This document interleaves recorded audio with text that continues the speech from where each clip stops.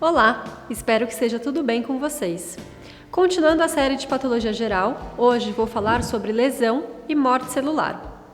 Como eu comentei brevemente na última aula, a lesão celular vai ocorrer quando há um estresse excessivo e as células não conseguem mais se adaptar ou quando há exposição a um agente lesivo. Tais agentes lesivos afetam vias metabólicas e organelas e a lesão pode progredir de um estágio reversível até a morte celular. Quando a lesão torna-se irreversível, dependendo do tipo de lesão, sua duração e gravidade. Existem dois tipos de morte celular, a necrose e a apoptose. Na necrose, há um dano acentuado às membranas celulares, com extravasamento de enzimas e digestão celular. O conteúdo celular também extravasa e inicia uma resposta inflamatória no hospedeiro. É a forma mais comum de morte celular, principalmente por causas patológicas, como, por exemplo, a isquemia. Já quando a célula é privada de fatores de crescimento ou quando há um dano ao DNA sem reparo, ocorre a apoptose, ou seja, a célula se suicida através de uma dissolução nuclear, sem perda da integridade da membrana e sem desencadear uma resposta no hospedeiro. Vamos então falar em mais detalhes sobre as possíveis causas de lesão celular. Existem 8 categorias que agrupam as causas de lesões celulares, sendo elas a privação de oxigênio, os agentes químicos, agentes infecciosos, as reações imunológicas, os fatores genéticos, desequilíbrios nutricionais, agentes físicos e o envelhecimento. Na privação de oxigênio, também conhecida como hipóxia, há uma interferência na respiração oxidativa aeróbica. É importante lembrar que hipóxia é diferente de isquemia, que significa perda de suprimento sanguíneo, seja ela por impedimento de fluxo arterial ou por redução à drenagem venosa. A isquemia leva à hipóxia, já que o sangue não chega a determinado órgão. Outra causa de hipóxia pode ser relacionada a fatores pulmonares, quando há uma oxigenação inadequada do sangue, principalmente devido a pneumonias e também em casos que há redução de capacidade do sangue em transportar oxigênio, como em anemias e intoxicações por monóxido de carbono. Lembre-se que o monóxido de carbono forma um complexo estável com a hemoglobina que impede a ligação do oxigênio. Com relação aos agentes químicos, existem inúmeras substâncias que podem lesar as células. Podem ser poluentes do ar, inseticidas, venenos, o próprio monóxido de carbono, asbesto, álcool e até substâncias como a glicose, o sal e a água, que quando em excesso podem perturbar a homeostase osmótica, levando à morte celular. Assim como os agentes infecciosos, que englobam vírus, bactérias, fungos e protozoários, e respostas do sistema imune, que apesar de nos defender, quando exuberantes, podem levar à lesão. Mais para frente eu vou postar um vídeo somente sobre os principais agentes infecciosos que causam lesões e também sobre as reações imunes. Já sabemos também que anomalias genéticas resultam em diversas alterações patológicas, seja no caso de malformações congênitas, como por exemplo na síndrome de Down, como também no caso de mudanças sutis, como a substituição de um único aminoácido na hemoglobina S, que origina a anemia falciforme. Os defeitos genéticos levam às lesões celulares por deficiência de proteínas funcionais ou acúmulo de DNA danificado, levando à morte celular quando o organismo não for capaz de reparar esses defeitos. Em populações carentes, temos uma alta incidência de deficiências proteico-calóricas e de vitaminas também, que levam ao envelhecimento celular com consequente diminuição da capacidade em responder a danos subsequentes. Até os excessos nutricionais podem levar a lesões celulares. O melhor exemplo disso é no caso da obesidade, em que há um aumento do risco para desenvolvimento de diabetes mellitus do tipo 2 e maior vulnerabilidade a alguns tipos de câncer. Os agentes físicos talvez sejam os mais óbvios na relação causal com lesões, pois são eventos objetivos como traumas externos, acidentes, choque elétrico, radiação e extremos de temperatura. Já a senescência ou envelhecimento celular leva a uma diminuição na capacidade de replicação e reparo nas células e tecidos, culminando com a morte celular. Agora que já sabemos as causas, vamos então às alterações morfológicas que ocorrem nas células lesadas, ou seja, como vamos identificar microscopicamente que uma célula está em apoptose ou quando há a necrose. O primeiro conceito importante aqui é que a função de uma célula pode cessar antes mesmo que ocorra a morte celular. O principal exemplo é em células miocárdicas, que param de contrair após 1 ou 2 minutos de isquemia e morrem depois de 20 a 30 minutos do evento isquêmico. Mas ao microscópio, nós temos que esperar de 6 a 12 horas para que as alterações sejam visíveis no tecido. Então vamos lá, começando pela morfologia das lesões reversíveis. As duas principais características da lesão celular reversível são a tumefação celular ou degeneração hidrópica e a degeneração gordurosa, também conhecida como esteatose. A tumefação ou inchaço celular é um resultado na falência de bomba iônica da membrana plasmática. É uma alteração que leva então ao aumento do tamanho da célula por acúmulo de água, que podemos chamar também de alteração hidrópica ou degeneração vacuolar, como podemos observar na figura ao lado. Já a degeneração gordurosa ocorre em lesões hipóxicas e em várias formas de lesão metabólica ou tóxica, manifestando-se pelo surgimento de vacúolos lipídicos no citoplasma. É encontrado em células que metabolizam a gordura, como os hepatócitos vistos aqui na figura ao lado. Agora, com relação à morfologia da necrose, onde há perda da integridade da membrana celular e extravasamento do conteúdo citoplasmático e nuclear para o meio extracelular, levando à inflamação. Podemos encontrar alterações morfológicas tanto nos núcleos como no citoplasma. As principais alterações citoplasmáticas são caracterizadas pelo aumento da eosinofilia. E o que isso quer dizer? Bom, lembre-se que a coloração padrão dos tecidos é chamada de hematoxilina-eosina.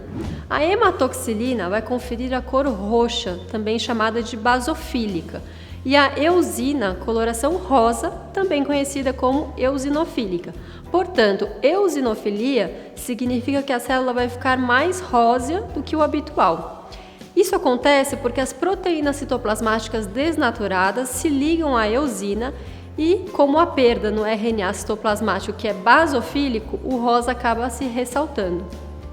Nos núcleos, nós temos 3 padrões de alterações que caracterizam que a célula está em processo de necrose.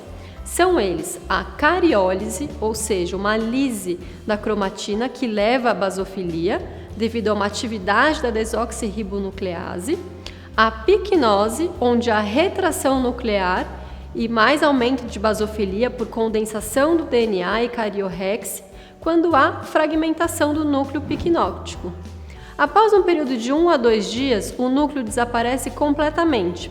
A célula necrótica é substituída por figuras de mielina, que são fagocitadas ou degradadas em ácidos graxos. Tais ácidos graxos se ligam a sais de cálcio, resultando no aparecimento de calcificações, ou seja, a presença de calcificações em tecidos é um dos sinais de que houve a necrose. Além das alterações nucleares e citoplasmáticas, existem vários padrões de necrose tecidual que podem nos dar dicas sobre a causa básica dessa necrose, tendo inclusive uma aparência macroscópica distinta. Vamos então falar sobre esses padrões. Temos então a necrose de coagulação, onde a arquitetura básica do tecido morto é preservada por alguns dias, e há o recrutamento de leucócitos. Os leucócitos, através de suas enzimas lisossômicas, digerem as células mortas e os restos celulares são fagocitados.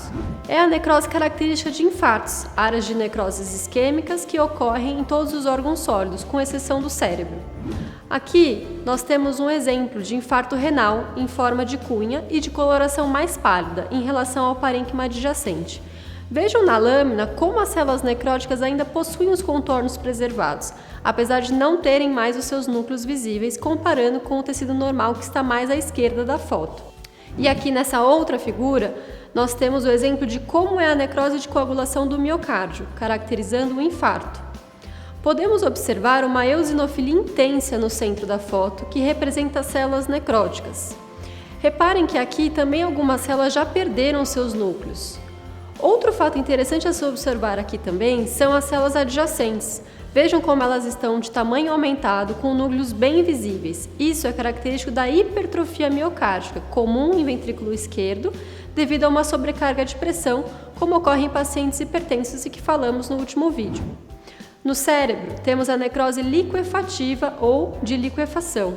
Esse tipo de necrose é comum em infecções bacterianas focais ou até fúngicas, onde os micro-organismos estimulam o acúmulo de células inflamatórias, como os leucócitos, que digerem esse tecido, e também em causas isquêmicas, como o acidente vascular encefálico isquêmico, que leva a uma necrose liquefativa cerebral.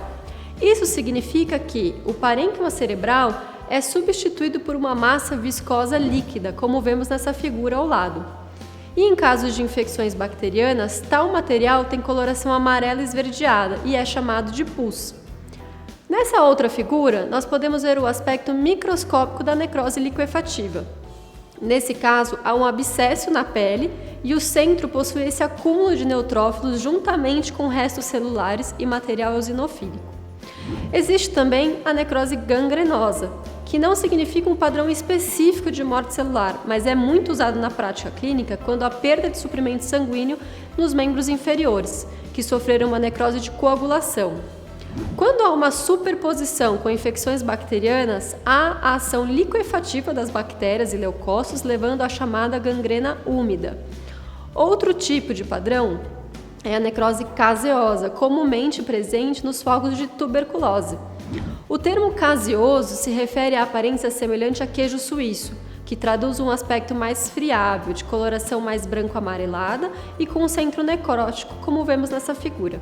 Microscopicamente, tal necrose exibe células fragmentadas de aparência granular mais rósea, diferente da necrose coagulativa. A arquitetura tecidual aqui é totalmente distorcida e os contornos celulares não podem ser distinguidos.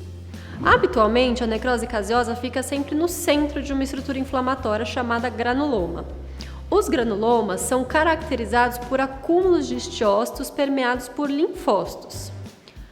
Há também a necrose gordurosa, referindo-se principalmente à destruição de células adiposas, comumente presente no parênquima pancreático quando há inflamação do mesmo, a pancreatite.